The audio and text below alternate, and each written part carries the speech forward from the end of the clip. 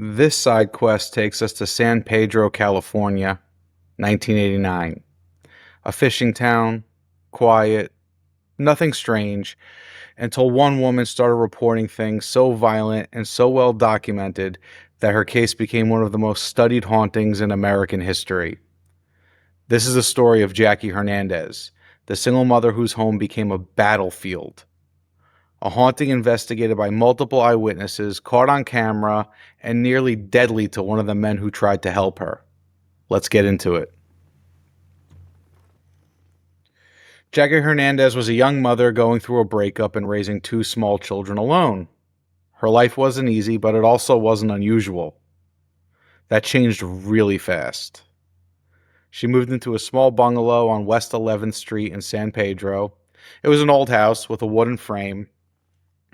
It certainly wasn't something that screamed haunted. Jackie said the activity started almost immediately.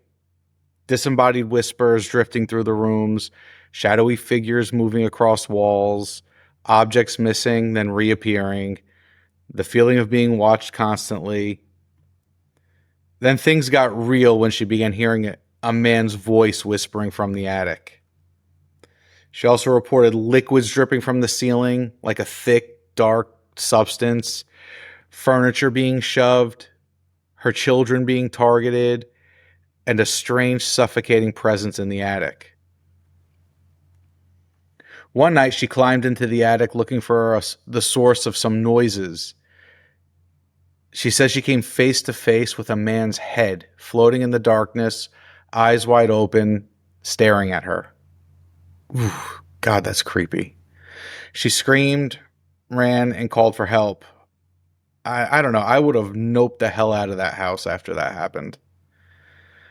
But this is where the case becomes one of the best documented hauntings ever, because help actually showed up.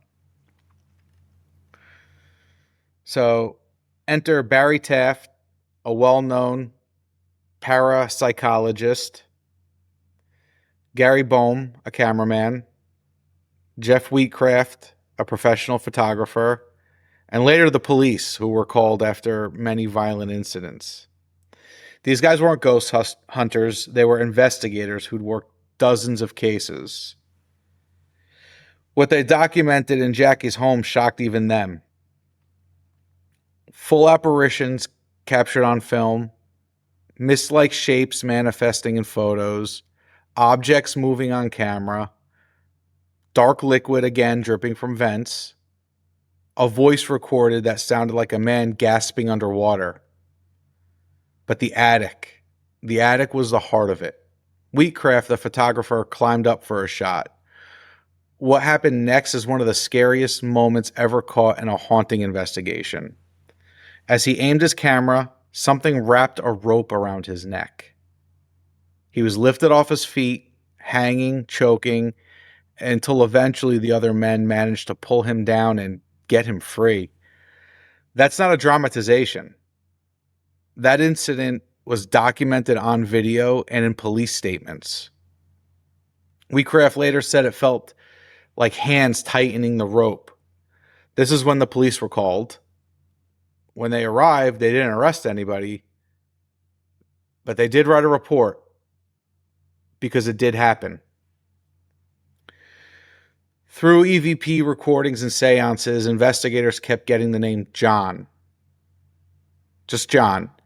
Research linked the apparition to a murdered seaman named John Damon, whose body was found floating in the harbor near San Pedro in 1930. His death was violent, unsolved, and tied to the area that Jackie was living in. Investigators later believed that the entity wasn't attached to the house. It was attached to Jackie, because when she moved out, the activity followed her. Jackie moved to Weldon County, California, a completely different city, brand new house, fresh start, but the haunting didn't stop. The same shadows, the same whispers, more photos captured mists and faces. In one shot taken by Wheatcraft, the entity appears as a semi-transparent man with a contorted expression floating behind Jackie. Oof. God, that's just no.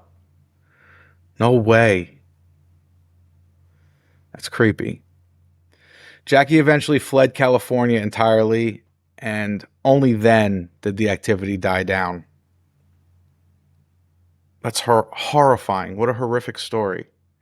Unlike most ghost stories, the San Pedro case didn't rely on hearsay. It had photographs, video, audio, police reports, multiple adult eyewitnesses, and a near fatal attack on an investigator. Where this was a spirit of a murdered sailor, a violent poltergeist feeding on trauma, or something darker that attached itself to Jackie, it remains one of the most chilling documented poltergeist cases in American history.